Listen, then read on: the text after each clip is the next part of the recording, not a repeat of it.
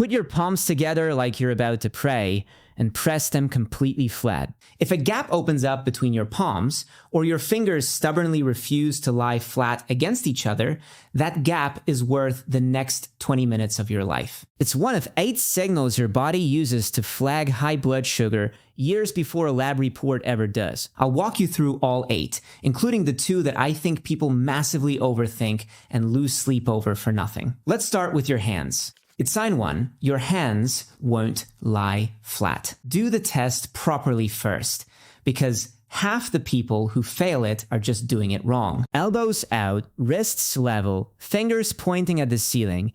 Every joint of every finger should touch its twin on the other hand, and your palms should meet with no daylight between them.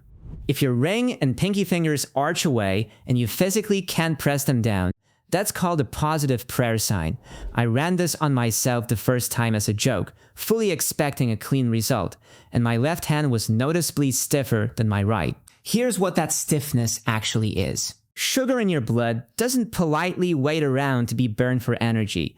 When there's too much of it for too long, it starts sticking to proteins, and it's especially fond of the long, stringy ones in your tendons and your skin. The technical word for that is glycation. I just call it sugar coating because that's exactly what it looks like under a microscope. A tendon that's been sugar coated for years gets thicker and stiffer, and it stops gliding the way it should. That's your gap. It usually doesn't hurt at all, which is precisely why nobody catches it. The same process shows up in 2 other places, and both of them normally get blamed on overuse instead. One is trigger finger, where a finger locks in a bent position and then snaps straight like a cheap folding knife. The tendon has thickened just enough that it catches instead of sliding through its little tunnel. The other is frozen shoulder, where the capsule around the joint tightens down and steals your range of motion for months at a time. People with long-running high blood sugar get both of these far more often than people without it. So why is there extra sugar hanging around in your blood in the first place? Insulin is the hormone that knocks on your cells and tells them to open up and take the glucose inside. When those cells stop answering the door, your pancreas does the obvious thing and knocks harder. It pumps out more insulin, and honestly, for a while, that works beautifully. Your blood sugar looks completely normal on a standard test. Your doctor tells you you're fine, and you go home happy. Underneath that, your insulin levels have been climbing for years, just to keep the number looking pretty. That gap between what's happening and what shows up on a basic test is the entire reason this video exists. Blood sugar is the last domino to fall, not the first one. By the time a routine panel finally catches a high number, the machinery has usually been grinding for years. It's also why roughly 1 in 4 adults with diabetes has no idea they have it. Nothing hurt, nothing obviously broke, and nobody ever checked the right thing at the right time. The rest of these signs are what high insulin and high sugar do to tissue you can actually see and feel. That's what makes them useful. You don't need a lab to notice them. You need about 5 minutes and a mirror. And most of them are sitting in plain sight on people who consider themselves perfectly healthy. Sign 2, the neck that always looks dirty. Go find a mirror and turn around so you can see the back of your neck. Then check your armpits and the creases where your legs meet your body. What you're looking for is a patch of skin that's darker than everything around it, with a soft, velvety texture, almost like someone smudged it with a thumb. The medical name is acanthosis nigricans, and I'm only telling you that so you can search it later. What matters is that people scrub at it in the shower for years, thinking it's dirt or a tan line that won't fade, and it doesn't budge because it isn't on the surface. It's the skin itself that has changed. This one is my favorite of the 8 because the mechanism is so direct. All that extra insulin your pancreas is pumping out doesn't stay in one lane. Insulin looks enough like a growth signal that it starts docking with growth receptors in your skin. And the skin does the only thing it knows how to do when it gets a growth signal. It grows. The cells multiply faster, the layer thickens, the pigment comes with it, and it happens fastest in places that rub. That's why it shows up on the back of the neck and in the armpits and not on your forearm. It's a visible readout of how hard your pancreas has been working. While you're in front of that mirror, count your skin tags. Those little soft flaps of skin that hang off your neck, your eyelids, your armpits, 1 or 2 mean nothing at all. Plenty of lean, healthy people have them, and my grandmother had a collection. A sudden crop of a dozen of them in the friction zones is a different story, and it's driven by the same growth signal as the dark patches. If you've got both together, the velvet patch and a cluster of tags in the same area, that's the strongest visual pair on this entire list. Sign 3, the 3 a.m. bathroom trip. Here's the simplest test on the list, and you've already been running it every night for years. A healthy adult sleeps through the night without getting up to pee. Not once. If you're waking up 2 or 3 times, and you've ruled out the obvious stuff like drinking a liter of water at 11 at night, something is pulling fluid out of you while you sleep. For a long time, I assumed my own night waking was just a small bladder and bad luck. It turned out to be a very late dinner and the blood sugar spike that came with it. And when I moved my last meal 3 hours earlier, the waking mostly stopped. Your kidneys are built to keep every gram of glucose in your body because glucose is expensive fuel and throwing it away is stupid. They filter it out of your blood and then drag it all back in. Push blood sugar past a certain ceiling, and the recovery system simply runs out of capacity, so the leftover glucose spills into your urine. Sugar drags water along with it, which is basic physics, and now you're producing far more urine than you should. That's the 3 a.m. trip. Then the loop closes on itself. You're losing water all night, so you wake up genuinely dehydrated with a mouth like sandpaper and you drink to fix it. If what you drink is juice or soda or one of those sports drinks that markets itself as hydration, you've just poured more sugar into a system that's already overflowing. Pee more, drink more, spill more. The thirst isn't the problem here, and neither is the bathroom trip. They're both your body dumping fuel it can't use.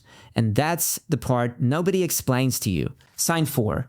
Infections that keep coming back. This one hides in plain sight because everybody treats it as a separate annoying problem instead of a pattern. Recurring yeast infections, athlete's foot that never fully clears, jock itch that keeps returning, gum problems that your dentist keeps mentioning, urinary tract infections a few times a year. On their own, each of those is just bad luck. Stacked together over a couple of years, they're a message, and the message is that the environment inside you has changed. 2 things are happening at once. Bacteria and fungi run on the exact same fuel your cells do, so a sugar-rich environment is a buffet for them, and warm, damp folds of skin are where they set up shop. At the same time, the white blood cells that are supposed to show up and deal with the invasion get noticeably worse at their job when blood sugar stays high, so the attackers get fed and the defenders get slower. That's also why urinary tract infections turn up so often, because remember, you're now literally passing sugar through your urinary tract several times a day. Sign 5. Cuts that take forever to close. Think back to the last real scrape you had, and be honest about the timeline. A shaving cut, a scraped knuckle from the gym, a blister from new shoes, that kind of thing should be gone and forgotten in a week or so. If you've noticed that small stuff now hangs around for a month, scabs over and reopens, or leaves a mark that stays for half a year, your repair crew is understaffed. My own healing was the thing that actually made me pay attention to all this, because a stupid road rash scrape from a bike crash took most of a summer to stop looking angry. Healing is an infrastructure job. Your body has to deliver oxygen, protein, and immune cells to the site through the smallest blood vessels you have, and high blood sugar quietly damages exactly those small vessels first. The plumbing narrows, delivery slows, the immune cells arriving are already sluggish for the reason I just described, and the collagen being laid down to close the gap is the same glycated, stiffened collagen we talked about with your hands. Every single step of the repair gets a little worse at the same time.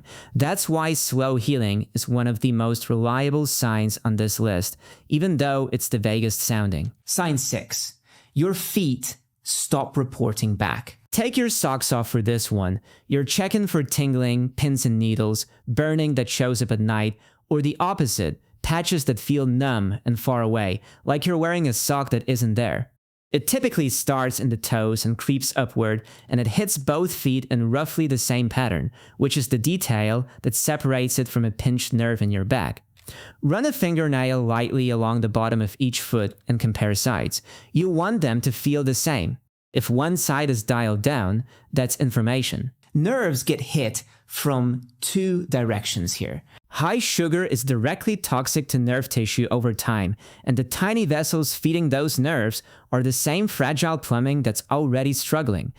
The longest nerves in your body run all the way down to your toes, so they're the first to lose service. Exactly like the house at the end of the street losing water pressure first.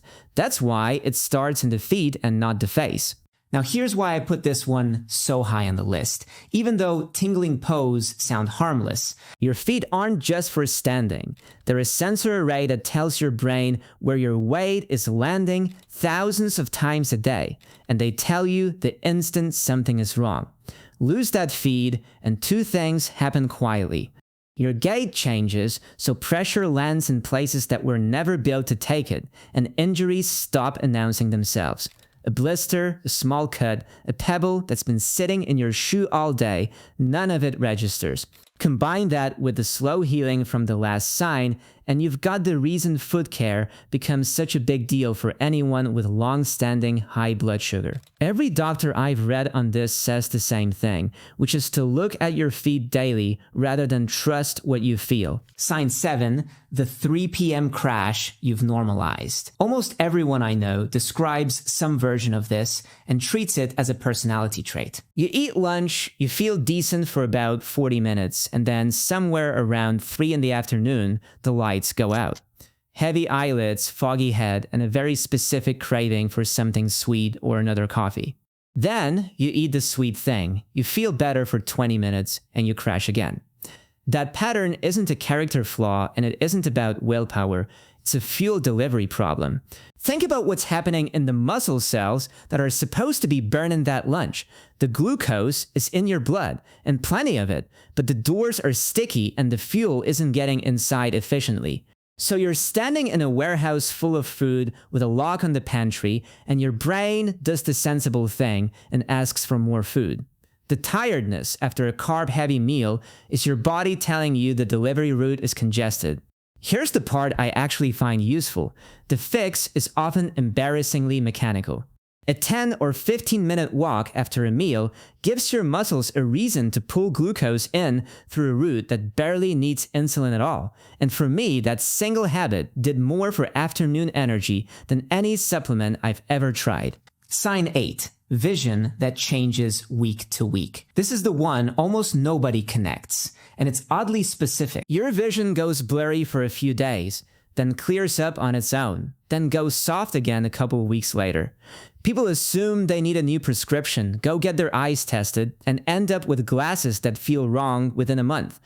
What's actually happening is that the lens inside your eye absorbs fluid depending on how much sugar is floating around in it. The lens swells slightly, its shape changes, and your focus goes off.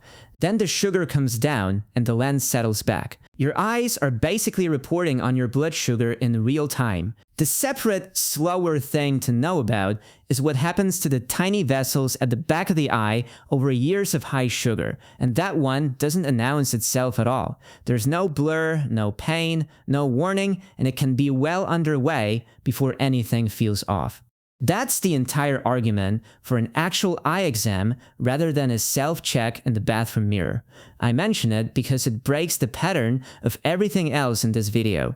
Most signs on this list are your body shouting. This one is your body staying completely silent while something changes. I promised you the flip side, and this matters as much as the list itself because a checklist without a threshold just creates anxiety. The first one people spiral over is thirst. Being thirsty is not a symptom. You're thirsty because it's hot, because you train, because you had salty food, because you drink coffee all day. The version that means something is thirst that doesn't respond to drinking, running for weeks with the night waking attached to it. One thirsty Tuesday is a thirsty Tuesday, and I've watched people convince themselves otherwise at 2 in the morning with the search bar open. The second one is a single high glucose reading. Continuous glucose monitors made this into a whole genre of panic. You strap the sensor on, you eat a bowl of rice, you watch the line shoot up, and you conclude that you're broken. You're not. Blood sugar is supposed to rise after you eat, and the number that matters is not the peak, it's how fast the line comes back down and where it sits when you haven't eaten for hours. A single spike tells you almost nothing. A line that stays elevated for 3 hours after every meal, or a resting level that keeps drifting upward month after month, that's a trend, and trends are the only thing worth reacting to. Same logic applies to everything I've shown you today. Any single sign in isolation has a dozen boring explanations. Stiff hands could be from lifting. Skin tags run in families. Tired afternoons could just be a bad night's sleep. What changes the picture is a cluster of them showing up together, sticking around for months. 2 or 3 of these on the same body is a pattern worth acting on, and that's genuinely where the line is. Let's say you ran through the list and 2 or 3 landed. I'm a guy who experiments on himself, not a doctor, so I'm not going to tell you what's wrong with you. What I can tell you is what I did, which was to stop guessing and get an actual number. The test worth asking your doctor about is called an A1C, and the reason it beats a random glucose reading is that it's an average rather than a snapshot. Sugar sticks to the hemoglobin in your red blood cells, exactly the same sticking process we've been talking about all video, and those cells live for a few months. So one blood draw tells you roughly what your blood sugar has been doing for the last couple of months, regardless of what you ate that morning. The one thing I'd add, and this is the part that took me years to figure out, is that A1C alone can still miss the early stage. Remember the pancreas working overtime to keep your glucose looking normal. An A1C only sees the glucose, not the effort behind it. So the conversation worth having with your doctor is whether it's also worth looking at fasting insulin alongside it, because that's what catches the phase where the compensation is still working. Ask, don't demand. Different doctors have different views on how useful that is, and you're not going to win that argument by quoting a YouTube video at them. And if you're wondering whether any of this is fixable, that's the genuinely good news in an otherwise grim topic. This is one of the most responsive systems in the body. Muscle is the biggest sink for glucose you own, so building more of it gives that sugar somewhere to go. Walking after meals works, and it works within days, not months. Sleep matters more than most people want to hear, because a few bad nights in a row measurably worsens how your cells respond to insulin. None of that is a treatment, and I'm not framing it as one. It's just what the people who study this keep landing on, and it's what I build my own routine around. Honestly, the sign I take most seriously out of all 8 is the hand test, and not because it's the most dangerous one. It's because it takes 4 seconds. It needs no equipment, and it's almost impossible to explain away as a bad week. The one I've stopped worrying about is thirst, which sends more people into a panic spiral than anything else on this list, and means almost nothing on its own. The rest sits somewhere in between, and they only really count when they show up together. Go run the prayer test right now, then tell me in the comments which of the 8 actually surprised you, because I'd bet money it's the vision one. Subscribe if you want more of these. Since I'm working through the rest of back of your mind, Euphormip tells you before the lab does. I'm Arthur, and I'll see you in the next one.